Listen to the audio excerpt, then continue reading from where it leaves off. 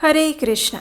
भगवान श्री विष्णु को प्रिय इस वैशाख मास की आप सबको बहुत सारी शुभकामनाएं। भगवान श्री हरि आपके जीवन में हर मनोकामना पूर्ण करें, ऐसी हम प्रार्थना करते हैं। इस समय हम श्रवण कर रहे हैं वैशाख मास में सुनी जाने वाली विशेष वैशाख मास के महात्म्य की कथा। इसी कथा की पिछली कड़ी में हमने सुना था कि नारद मुनि ब्रह्मा जी से इस विशेष वैशाख मास की विशेषताओं का श्रवण कर रहे हैं और उसी श्रवण को उन्होंने राजा अम्बरीश को कह सुनाया था। राजा अम्बरीश और नारद मुनि के बीच हुए वार्तालाप को सूत गोस्वामी नैमिषारण्य में एकत्रित हुए सभी ऋषि मुनियों को कह सुना रहे हैं। तो चलिए कल की हमारी कथा को आगे बढ़ाते हैं और आरंभ करते हैं आज की इस कथा का।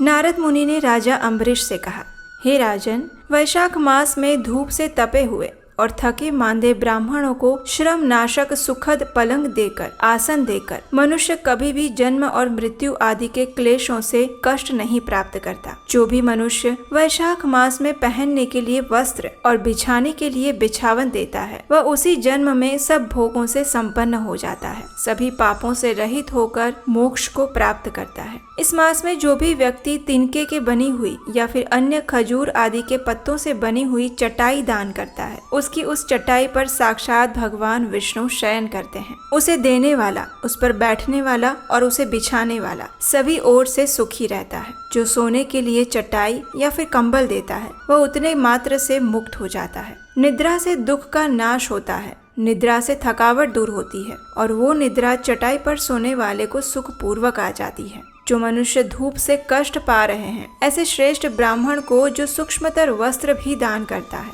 वो संपूर्ण आयु और परलोक में भी उत्तम गति को प्राप्त करता है। ये है इस वैशाख मास में विविध प्रकार के दान करने का महत्व। जो भी पुरुष ब्राह्मण को फूल और रोली देता है, वह लौकिक भोगों का भोग करके मोक्ष को प्राप्त करता है। जो खस, कुश और जल से वासित चंदन देता है, वो सभी भोगों में देवताओं की सहायता पाता है। उसके समस्त पाप नाश हो जाते हैं और उसे परमानंद की प्राप्ति होती है। वैशाख मास में जो भी मनुष्य गोरोचन या फिर कस्तूरी का दान करता है, वह तीनों प्रकार के तापों से मुक्त होकर परम शांति को प्राप्त करता है। इस मास में जो विश्रामशाला बनवाकर प्याऊ सहित ब्राह्मण को दान करता है, वह लोगों का अधिपति बन जाता है। जो मार्ग के किनारे पर बगीचा, पोखरा, कुआं या फिर मंडप बनवाता है, वह धर्मात्मा है, उसे पुत्रों की क्या आवश्यकता।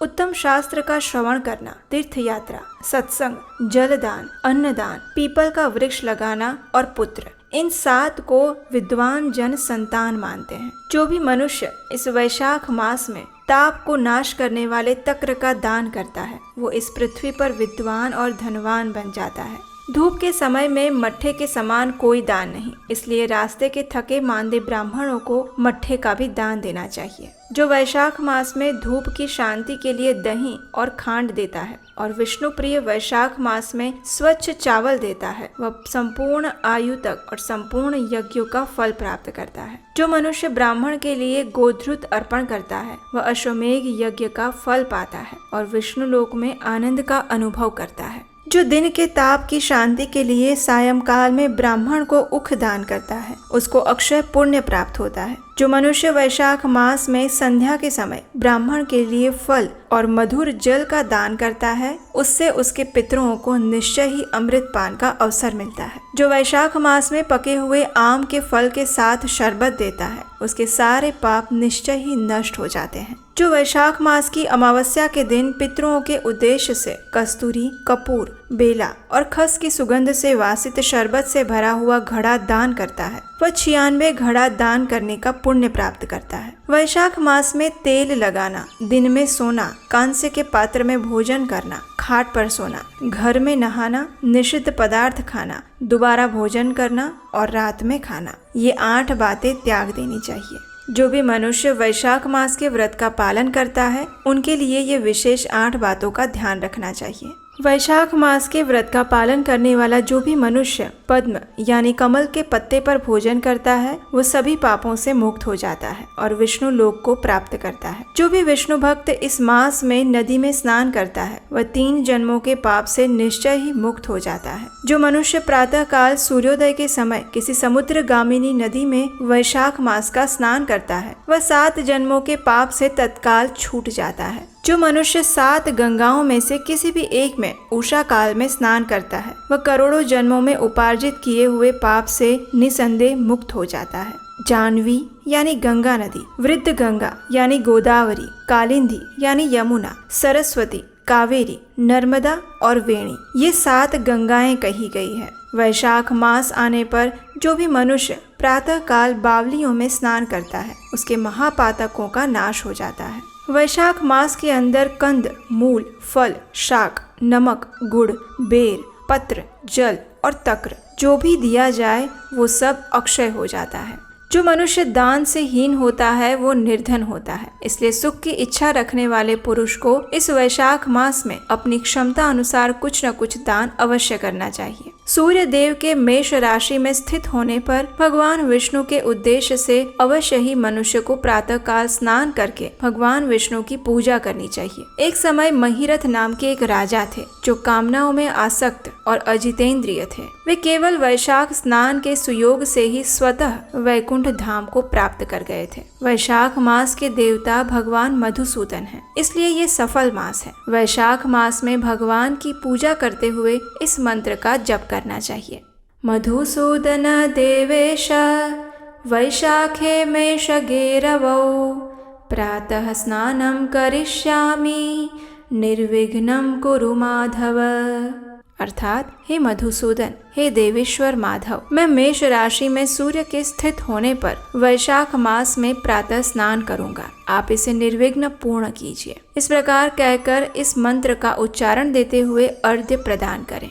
वैशाखे मेषगे भानौ प्रातः स्नान परायणः अर्घ्यं ते अहं प्रदास्यामि गृहाण मधुसूदन।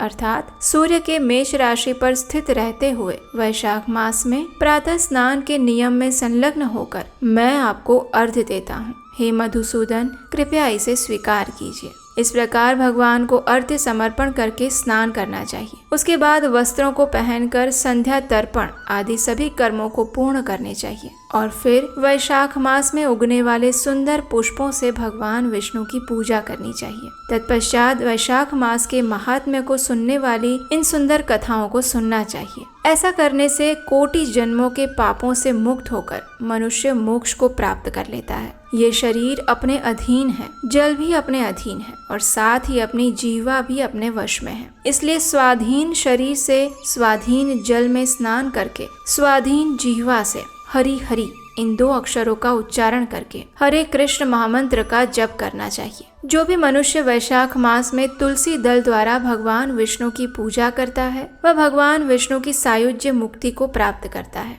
इसलिए अनेक प्रकार के भक्ति मार्ग से और अनेक प्रकार के व्रतों द्वारा भगवान श्री विष्णु की भक्तिमय सेवा करनी चाहिए। वैशाख मास के इन सभी नियमों का पालन करते हुए एक समय एक राजा हो गए जिन्होंने सर्वोच्च गति को प्राप्त किया। और वो राजा कौन थे, इसकी कथा हम आपको इसी वैशाख मास कथा श्रृंखला की अगली कड़ी में यानी कल सुनाएंगे। उसे सुनने के लिए अगर अभी तक नहीं किया है तो आपके अपने चैनल उपदेश आष्टिकम को सब्सक्राइब कर लीजिए, देख लीजिए नोटिफिकेशन ऑन तो रखा है ना। अगर नहीं है तो बेल आइकन दबा दीजिए और हम आपसे मिलेंगे वैशाख मास की सुंदर पौराणिक कथा के साथ कल सुबह प्रातः काल। हरे कृष्ण।